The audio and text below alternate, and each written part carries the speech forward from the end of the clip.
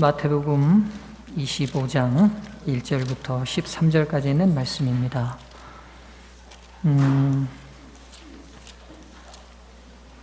우리 1절부터 7절까지는 함께 교독하신 말씀입니다. 8절부터 13절까지만 제가 봉독하도록 하겠습니다. 마태복음 25장 8절부터 13절까지의 말씀을 제가 봉독하겠습니다. 미련한 자들이 슬기있는 자들에게 이르되 우리 등불이 꺼져가니 너희 기름을 좀 나눠달라 하거늘 슬기있는 자들이 대답하여 가로되 우리와 너희의 쓰기에 다 부족할까 하노니 차라리 파는 자들에게 가서 너희 쓸 것을 사라 하니 저희가 사러 간 동안에 신랑이 오므로 예비하였던 자들은 함께 혼인잔치에 들어가고 문은 닫힌지라. 그 후에 남은 처녀들이 와서 가로되 주여 주여 우리에게 열어주소서. 대답하여 가로되 진실로 너희에게 이르노니 내가 너희를 알지 못하노라 하였느니라. 그런즉 깨어있으라. 너희는 그날과 그 시를 알지 못하느니라. 아멘. 성도 여러분 안녕하십니까? 먼저 창조주 되시고 구속주 되시는 하나님을 예배하기 위하여 이 전에 오르신 모든 성도님들과 또 형편상 가정에서 예배를 드리고 있는 우리 모든 소중한 성도님들에게 동일하신 하나님의 은혜가 함께 하시기를 간절히 바라겠습니다. 지난 7주 동안 저희는 가정 예배를 드렸습니다. 여러 사회적 형편과 또 우리가 이웃사랑의 실천의 의미로 가정 성소를 잘 지켰다가 이제 8주째 안식일이 됐지만 저희가 완전히 예배를 다 회복하기에는 사회적 거리두기 상황이 있어서 저희가 오늘부터 설교 예배만 이렇게 지금 복원하여 예배를 드립니다. 차차 안정이 더 돼가는 것들을 보면서 모든 예배와 모든 교회 활동들을 재개하도록 하겠습니다. 우리 성도님들 함께 이 일을 위해서 기도해 주시고 함께 이 사태를 어떻게 슬기롭게 이길 수 있을지 지혜를 구하는 기간들이 됐으면 좋겠습니다. 저는 지난 시간에 바르게 정립한 재림의 징조라는 제목으로 말씀을 드렸습니다. 영광의 왕궁이신 예수 그리스도의 재림을 고대하는 성도들은 재림의 징조들을 보면서 은혜의 왕국이 우리 마음 안에 건설돼야 된다고, 그것이 우리의 가장 중요한 재림의 준비라고 말씀을 드렸습니다. 오늘 이 시간에는요, 재림의 징조 시리즈 세 번째 시간으로 바르게 실천한 재림의 징조라는 제목으로 말씀을 드리겠습니다. 지금 제가 재림의 징조에 대해서 3주째 말씀을 드리고 있습니다. 첫째 주는 바르게 살피는 재림의 징조였습니다. 지난주는 바르게 정립한 재림의 징조였고요. 그리고 이번 주는 바르게 실천한 재림의 징조입니다. 오늘 저와 여러분께서 읽으신 말씀은 예수님께서 재림의 징조를 설명하시면서 말씀하셨던 세 가지 비유가 기록된 첫 번째 비유의 장입니다. 재림의 징조를 말씀하시면서 재림 시에 예수님께서는 이 세 가지 비유를 통해 한 가지 분명한 사실을 우리에게 말씀하시는데, 그게 뭐냐면 재림의 시간이 되면 재림을 다 같이 준비했던 사람들처럼 보였던 그 부류가 확연히 두 부류로 나뉠 거라는 것입니다. 엄밀히 더 표현하면 재림을 진짜 준비했던 부류와 재림을 준비하는 것처럼 보였던 부류로 나뉜다는 것입니다. 이 세 비유가 동일합니다. 동일하게 두 부류로 다 나뉠 것을 명백하게 얘기하고 있습니다. 첫 번째 비유는 오늘 저희가 본문으로 읽은 열 처녀의 비유고요. 그리고 다음 주에 제가 말씀드릴 두 번째 비유는 달란트의 비유입니다. 그리고 마지막 세 번째 비유는 양과 염소의 비유입니다. 이 세 가지 비유를 통해서 제가 말씀드렸던 것처럼 재림을 준비한 존재들과 재림을 준비하는 것처럼 보였던 두 존재들의 신앙적 차이점이 무엇인지 우리가 하나하나 찾아가면서 오늘 우리의 상태들을 점검하고 돌이키고 또 바르게 실천하는 신앙인으로 어떻게 서야 될지 이 비유의 말씀을 통해 답을 얻어가기를 간절히 바랍니다. 열 처녀의 비유는 당시 유대인들의 결혼의 풍습을 예수님께서 그대로 끌어다가 비유로 설명하고 계십니다. 오늘 이 열 처녀의 비유를 통해서는요, 하나님께서 저희들에게 던지는 묵직한 4개의 질문이 있습니다. 이 4개의 질문들을 제가 던지면서 답들을 하나하나 우리가 좀 찾아가 보면 좋겠습니다. 이 10처녀의 비유가 던지는 첫 번째 중요한 질문이 있습니다. 질문을 던집니다. 신앙의 형식을 유지하는 내용물이 있는가? 자, 다시 제가 좀 말씀드릴게요. 신앙의 형식을 준비하는, 유지하는 혹은 준비하는 그 안에 내용물이 있는가? 이 10처녀의 비유가 던지는 중요한 첫 번째 질문입니다. 자, 성도님들 보시죠. 눈에 보이는 등자는 그 기능을 발휘하기 위해서는 눈에 보이지 않는 그 등잔 안에 뭐가 존재해야 합니까? 기름이 존재해야 합니다. 당연합니다. 근데 여러분, 많은 인생의 문제들은요, 형식과 내용으로 이루어져 있습니다. 설명을 드리면, 결혼식이라는 형식은 일종의 형식이죠. 눈에 보이는. 근데 우리가 왜 결혼식이라는 형식을 치르냐면, 두 남녀의 사랑이라는 눈에 보이지 않는 사랑을 담아내기 위해서 결혼식이라는 형식을 갖춥니다. 맞지요? 인생의 많은 문제들은 눈에 보이지 않는 내용물을 담아내기 위하여 형식이 탄생됩니다. 하나님은 사랑이십니다. 여러분, 사랑이 보입니까? 사랑이 보이나요? 엄밀히 말하면 이 사랑은 추상명사이기 때문에 보이지 않습니다. 하나님 그분 존재가 사랑이시지만 그 사랑이 우리 눈에 보여지지 않습니다. 그래서 하나님께서는 눈에 보이지 않는 당신의 사랑을, 사랑에 보이지 않는 이 내용물을 담아내기 위하여 꽃이라는 형식을 선택하셨어요. 맞습니까? 창조의 모든 과정은 엄밀히 따져보면 하나님의 보이지 않는 사랑이라는 내용물을 담아내기 위한 형식을 만드는 과정입니다. 첫날 빛이 있었어요. 하나님의 사랑을 빛이라는 그릇에 담아냅니다. 둘째 날 공기와 대기권이 만들어져요. 하나님의 사랑이 그 그릇에 담아졌어요. 셋째 날 육지가 생깁니다. 바다가 형성됩니다.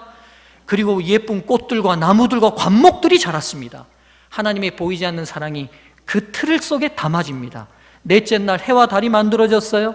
다섯째 날 물과 바다 속에 나는 새들과 물고기들이 만들어집니다. 그리고 여섯째 날 각종 동물이 만들어지고 드디어 여섯째 날 저희들이 만들어졌어요. 그리고 한 발짝 더 나아가서 십자가에서 죽음을 만드셔서 우리를 살리시는 사랑을 보여주십니다.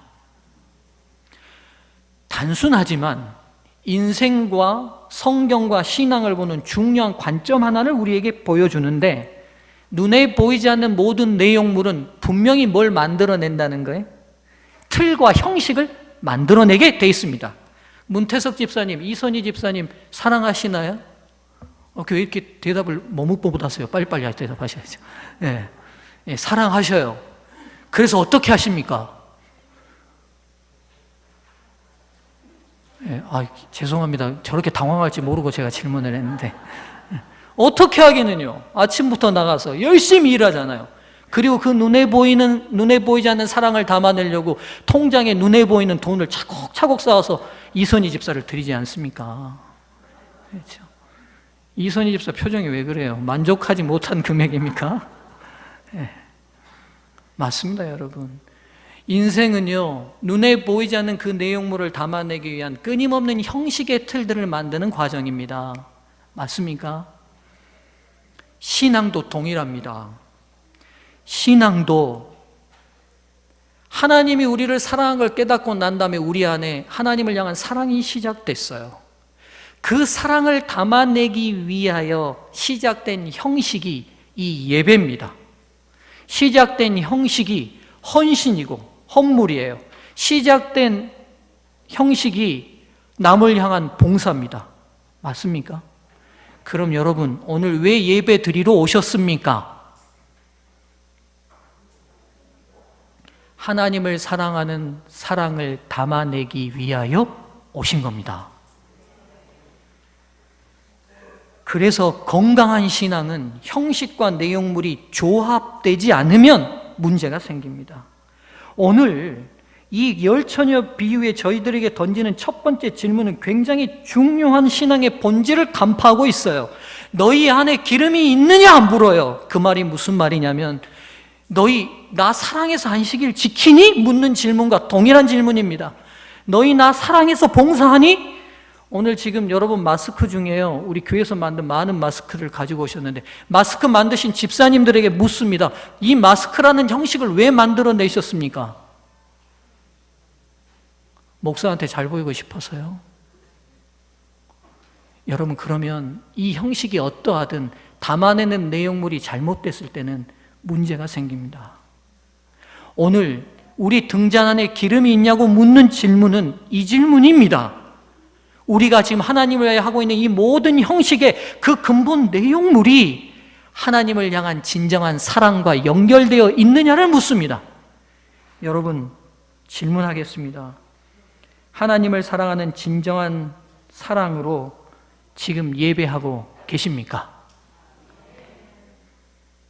자신 있게 대답하셔야 합니다. 여러분, 우리가 이 안식일을 지키는 모든 것도 하나님을 사랑하는 그 마음을 담기 위한 그릇이어야 합니다. 사랑하는 성도님들이시여, 그런데 자칫 우리가 잘못하면 내용 없는 신앙적 형식을 좋아하는 신앙인으로 멈출 수 있습니다. 저희는 이 사실을 경계해야 합니다.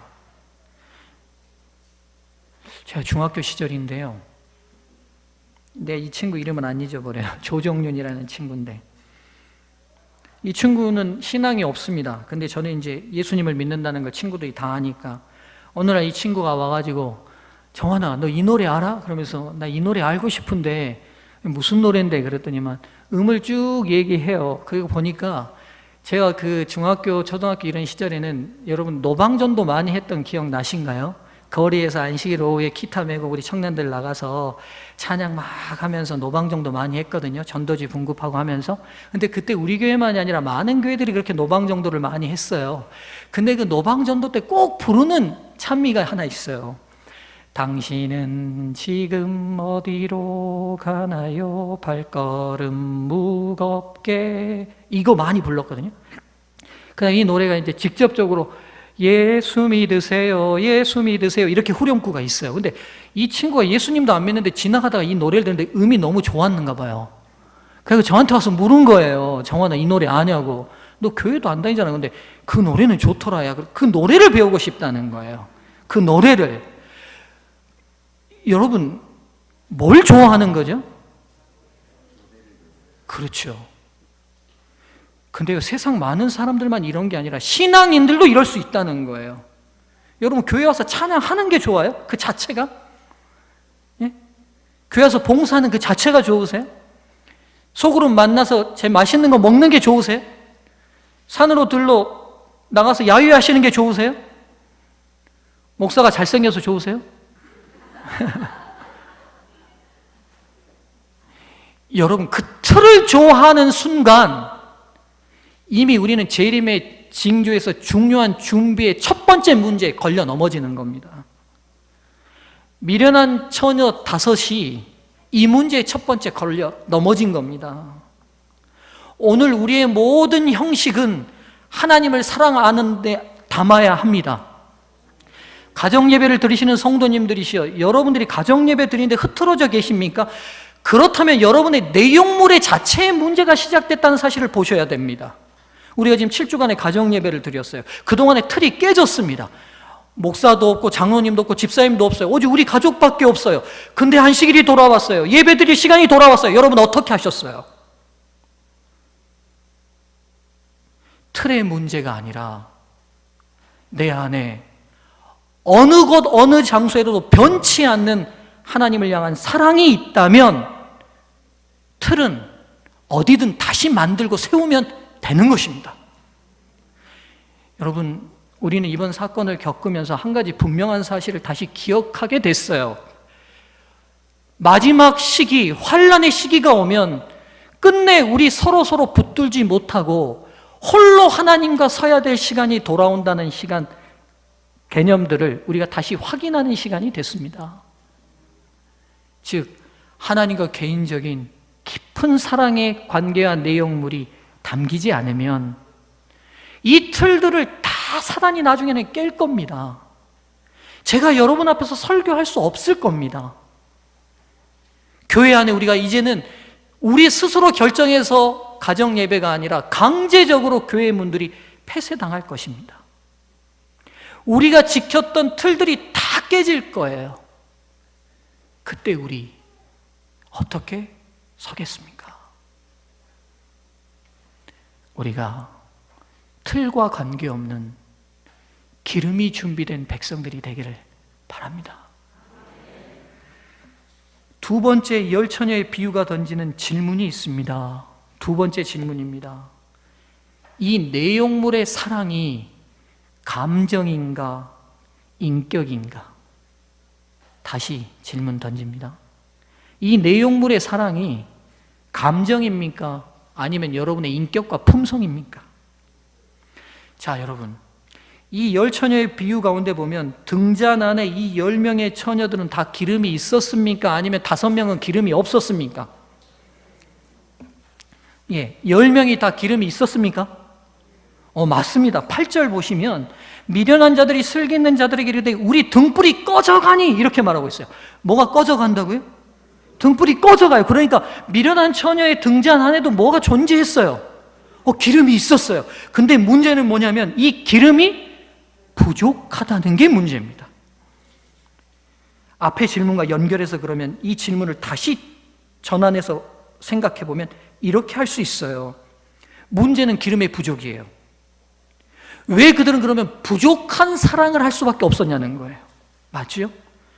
이 내용물을 하나님을 향한 사랑이라고 봤을 때 왜 이들은 이 등잔 안에 부족한 하나님의 사랑이 있었을까?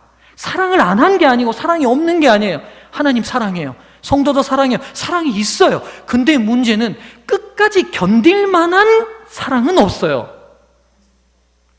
그게 문제입니다. 이유가 뭘까요? 결론적으로 얘기하면 이 미련한 5 처녀의 기름은 감정적 단계에 머물러 있는 사랑이어서 그렇습니다. 이제 설명합니다. 여러분, 감정은 외부적 환경과 조건에 따라 언제든지 변합니다. 맞지요? 날씨가 좀 맑으면 어떻습니까? 여러분, 기분이 좋죠. 나가고 싶고, 그렇죠? 웃음도 나오고. 근데 조금 흐리고 날씨가 흐리면 당장 어떻게 되죠? 기분이 우울해집니다. 왜 그럽니까? 감정이 변해서 그럽니다. 감정은 철저히 외부적 환경과 조건에 따라 달라집니다. 왜냐하면 이 외부적 환경과 조건이 우리 뇌의 호르몬의 변화에 영향을 직접적으로 미치기 때문입니다. 그 호르몬의 변화 때문에 감정적 변화가 생기는 거예요. 지금 이 10 처녀들이 신랑을 기다리고 있어요. 근데 여러분, 외부 환경과 조건이요, 자신들이 기대하고 생각했던 것과는 전혀 다른 상황으로 변하고 있습니다. 지금 10 처녀는 언제 정도를 기대했냐면 해지기 전에 적어도 신랑이 와야 합니다. 왜냐하면 그 당시는 전기가 없던 시절이기 때문에 밤이 되면 여행하기가 어두워요. 그리고 지금 이들이요, 신부 집에 결혼식을 하러 온 게 아닙니다. 유대인들은 신부를 데리러 와서 그 신부를 데리고 신랑 집으로 가서 결혼잔치를 벌려요. 그렇기 때문에 지금 적어도 신부를 데리러 오려면 해지기 전에 와서 신부를 데리고 출발해야 합니다. 근데요, 그들이 생각하는 적당한 시간에 와야 되는데 밤중이 되었다고 성경은 말하고 있어요. 근데 그 밤중이 단순히 11시 정도가 아닌 것 같아요. 다 이 10 처녀가 어땠다고 그랬어요? 졸며 잤다고 돼 있어요. 그러니까 졸음을 견딜 수 없을 만큼 깊은 밤이 됐어요. 그게 새벽 1시일지도 모르겠어요. 2시인지도 모르겠어요. 3시가 됐을지도 모르겠어요. 근데 여러분, 이런 단순한 이 밤이 됐다는 표현은 어둡다는 표현을 뛰어넘는 표현이에요. 왜냐하면 유대 지방은 일교차가 너무 커서 밤이 되면 뭐가 찾아오냐면 추위가 찾아옵니다. 즉, 추위의 고통이 몰려오는 시간이 돼버렸어요. 환경과 상황이 완전히 바뀌어버렸어요. 그 시간까지 견딜 수 있는 기름이 미련한 처녀들에게는 없었습니다. 그건 다시 말하면 환경이 좋거나 상황이 되면 표현되는 사랑은 가지고 있었지만 환경과 조건이 바뀔 때에는 언제든지 바닥나는 사랑을 가지고 있었다는 걸 알게 됩니다.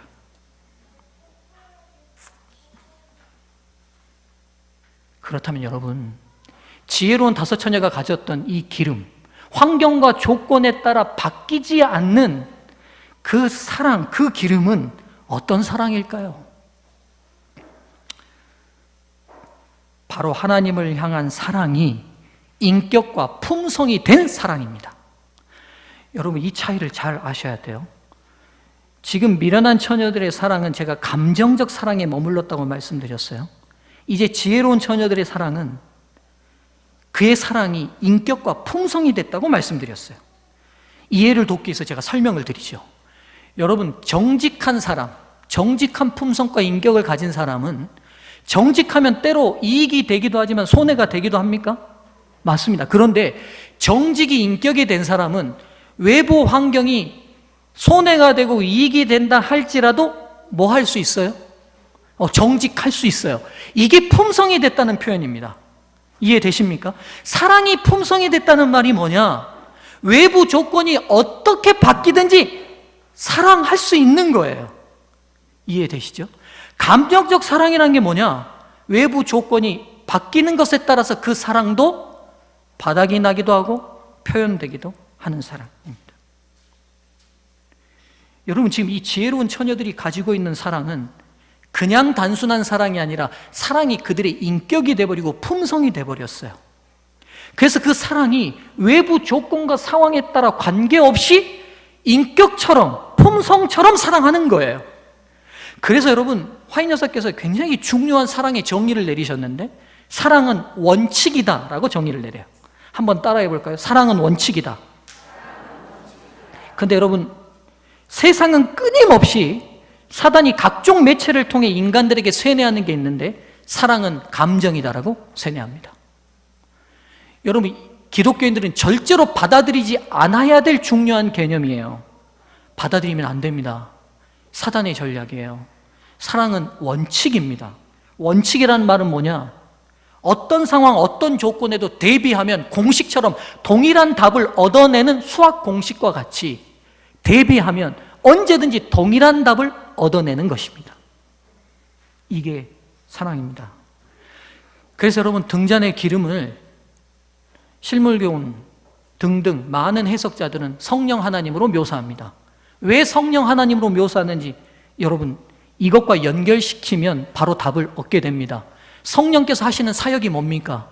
우리 안에 역사하셔서 감정적으로밖에 사랑할 수 없는 우리 자신을 인격과 품성으로 사랑하는 존재로 재창조하십니다. 그게 성령의 사역이에요. 오늘 저와 여러분들이 기대하는 신앙의 표준은 조건과 환경이 됐을 때 좀 사랑하는 정도가 아니라 사랑이 품격과 인격이 돼서 어떤 상황과 조건 속에서도 하나님의 품성대로 말하고 생각하고 행동하는 것입니다. 지혜로운 처녀와 미련한 처녀를 구별지었던 점은 성령의 역사하심을 통해 하나님을 향한 사랑의 인격과 품성이 되었느냐 아니면 자신의 감정에 머물렀느냐 하는 부분입니다. 재림의 징조를 바라보는 마지막 성도들인 저희에게 가장 중요한 쟁점이 바로 이 부분입니다. 저에게도 도전이고 저희 모두에게도 도전입니다. 그러나 이루지 못할 도전이 아니라 성령께서 우리 안에서 이루실 도착점이 있는 도전입니다. 사랑하는 소중한 성도님들이시여, 환경과 상황에 바뀌지 않는 품성과 인격이 되는 사랑에 도착하시게 되기를 간절히 바랍니다.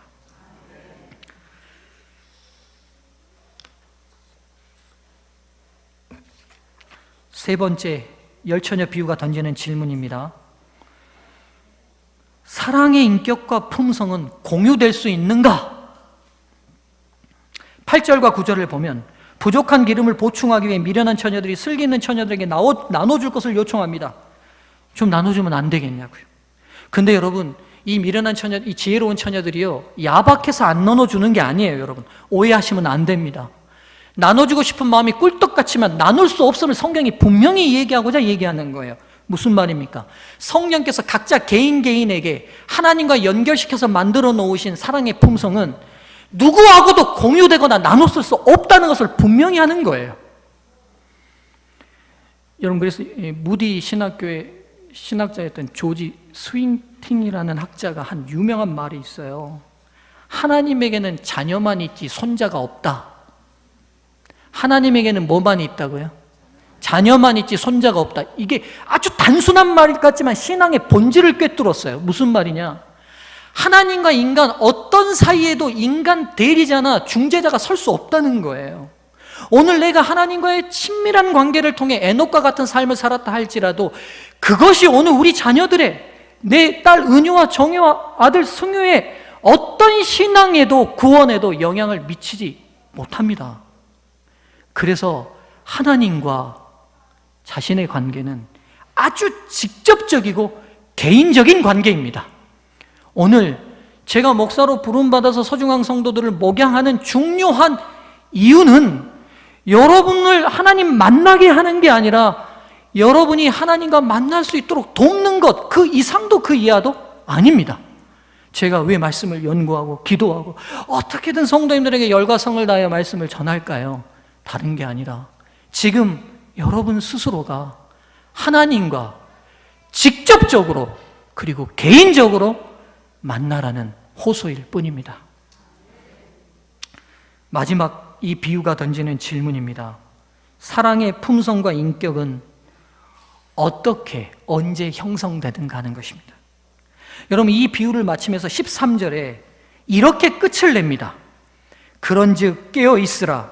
너희는 그날과 그때를 알지 못하느니라. 근데 여러분, 참 신기하게도 얘들아 깨어 있어야 돼. 그날과 그 시간을 몰라. 이 타이밍을 굉장히 말씀을 하시면서 이 13절 말 얘기하신 게 아니라 재림의 징조장에 나와 있는 부분 중에 이 말씀을 반복하고 계세요. 24장 42절 그러므로 깨어 있으라. 어느 날에 너희 주가 임할는지 너희가 알지 못함이니라. 44절에 또 있어요. 이러므로 너희도 준비하고 있으라. 생각지 않은 때 인자가 오리라. 지금 열처녀의 비유가 던지는 이 마지막 네 번째 질문은 재림의 징조 전반을 흐르는 질문이에요. 뭐냐면 알지 못하니까 뭐해라? 준비하라는 거예요. 여러분, 시간에는 적시성이라는 게 있습니다. 적시성. 그게 뭐냐면 밥을 먹어야 될 적합한 시간이 있어요. 맞죠? 일을 해야 될 정해진 정확한 시간이 있습니다. 이런 시간의 적시성을 우리들이 쉽게 뭐라고 표현하면 타이밍이라고 얘기해요. 타이밍. 그래서 어때요? 배가 고플 때 누가 뭐 딱 사들고 오면 뭐 좋다고 말해요. 아, 타이밍 잘 맞췄다 이래요. 맞습니다. 시간의 적시성이에요. 여러분, 우리가 점심 식사 보통 몇 시에 하면 시간의 적시성을 잘 맞춘 거예요? 12시에. 12시쯤 하면 시간의 적시성을 잘 맞췄어요. 그럼 여러분, 12시라는 시간의 적시성을 맞추려면 미리 뭐 해야 되죠? 준비해야 됩니다. 미리 준비하면 돼요. 시간이라는 정해진 시간이 있으면 그 시간에 맞춰서 미리 준비하면 됩니다. 근데 문제는 재림은 그 시간과 그 시를 알 수 있어요? 없어요? 없어요. 그럼 여러분, 다시 제가 질문 드리죠. 분명히 이루어질 일이긴 해요. 그러나 그 시간을 알 수 없을 때, 그 정확한 타이밍을 알 수 없을 때 어떻게 준비하면 됩니까? 분명히 이루어질 일이에요. 그런데 그 정확한 시간은 몰라요. 그럼 어떻게 준비하면 됩니까? 오민지 선생님, 애들한테 시험 본다고 말해놨어요. 시험 본다. 3월달 초에 4월달에 시험 볼게. 날짜는 안 가르쳐줬어요. 근데 분명히 본다고는 얘기했어요. 그럼 어떻게 준비하면 됩니까? 지금 준비하면 됩니다. 항상 지금 바로. 맞습니까? 예수님께서 재림의 시간을 공개하지 않는 굉장히 중요한 이유 중에 하나가 여기 있습니다. 분명히 이루어질 일이에요. 그러나 그 시간과 그 시를 공개하지 않으셨어요. 그 이유는 뭐냐면 이런 일에 있어서의 가장 정확한 타이밍은 지금이 가장 정확한 타이밍입니다. 여러분, 해결하셔야 될 인간관계가 있으면 지금 해결하셔야 됩니다. 용서할 일이 있으시면 지금 용서하시고요. 베풀 일이 있으시면 지금 베푸셔야 합니다. 전도할 사람이 있으면 지금 전도하셔야 돼요. 하나님과 개인적으로 해결해야 될 문제가 있으면 지금 하셔야 돼요. 용서 구할 일이 있으면 지금 하셔야 됩니다. 열과 성을 예수님 조금만 좀 더 기다렸다가 아직은 이건 그냥 안정이 될 것 같으니까 더 심한 거 왔을 때 좀 열심히 해볼까? 그때 좀 성경 좀 읽어볼까? 그때 좀 기도 좀 열심히 해볼까가 아니라 알 수 없는 것을 준비하는 가장 정확한 타이밍은 바로 지금이어야 합니다. 한 남편이 회사에서 그 강의를 듣다가 강사가 이렇게 얘기하더랍니다. 여러분, 인생에서 가장 중요한 세 가지 금이 있습니다. 황금, 소금, 지금입니다. 그러니까 이 남편이 감동을 받았어요. 맞다. 인생 살려면 돈 있어야지. 황금. 그 다음에 건강 지켜야지. 소금. 그리고 지금 그 일 열심히 해야지. 지금. 맞다. 그래가지고 너무 감동받아가지고 부인한테 보냈어요. 여보, 세상에서 제일 중요한 세 가지 금이 있다요. 황금, 소금, 지금 보내놨더니만 아내가 답장이 따르르 왔어요. 나한테 지금 중요한 세 가지 금은 현금, 지금, 입금. 이렇게 보냈어요. 네. 현금, 지금, 입금. 그랬다면 남편이 다시 이렇게 또 답을 보냈답니다. 방금, 쬐끔, 입금. 이렇게.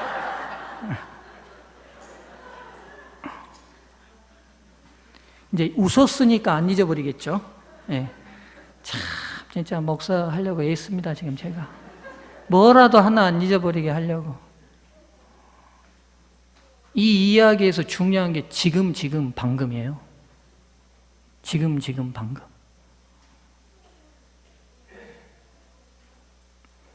여러분, 그리고 감정적 사랑에 머물지 않으려면 지금 실천하지 않으면 인격이 절대로 되지 않습니다. 이거 진리입니다. 뭐 기분이 들 때까지 기다리시려고요? 아닙니다, 여러분. 하나님께서 명령하시면 바로 몸으로 실천해야지만 인격과 품성이 됩니다. 그 믿음만이 재림을 기다리고 고대할 수 있습니다. 이제 말씀을 정리하고 마치겠습니다. 사랑하는 서중앙 성도님들이시여, 저희는 재림을 준비하는 사람들입니까? 재림을 준비하는 것처럼 보이는 사람들입니까? 바라기는 말씀을 전하는 저도 여러분도 진짜 재림을 준비하는 사람들이 되기를 간절히 소망합니다. 네 가지 신앙적 질문, 이 열처녀 비유가 던지는 네 가지 질문을 다시 말씀드립니다. 신학의 형식을 유지하는 내용물이 있는가? 그 내용인 사랑이 감정인가? 품성인가? 그렇다면 그 품성은 남과 나눌 수 있는가? 마지막입니다. 그 품성은 언제, 어떻게 형성할 것인가? 이 질문 앞에 저희들이 얻은 답대로 오늘 돌이키고 회개하면서 바른 방향으로 지금 바로 실천해가는 저와 여러분 모두가 되기를 바라며 말씀을 마치겠습니다. 은혜로우신 하나님, 우리도 우리 주님 영광 속에 오실 때 등불 두고 맞이했던 지혜로운 다섯 처녀 되기를 원합니다. 우리의 연약함을 다 아시는 주님, 약속하신 성령을 간구하오니 우리 모든 소중한 성도들 위해 임재해 주셔서 우리 안에 사랑이 품성과 인격이 되게 하시사 우리 주님 어떤 외부의 시련과 고난에도 꺼지지 않는 등불이 우리 삶에 피어나게 도와 주시옵소서. 우리 주님 영광 속에 오실 것입니다. 세상 것들 보고 실망되고 낙심되고 좌절하지 말게 도와주시고 또 욕심 부리지 말게 도와주시고 이 없어질 세상 미련두지 말게 도와주시며 우리 주님처럼 마음껏 사랑하다가 영광 속에 오실 우리 주님 맞이하게 도와 주시옵소서. 이제는 우리 아버지 하나님의 다함이 없으신 사랑과 우리 주 예수 그리스도의 놀라우신 은혜와 성령 하나님의 감화 감동하심이 눈동자보다 더 사랑하시는 이 모든 성도들 위해 이제로부터 영원까지 함께 하시기를 간절히 축원하옵나이다. 아멘.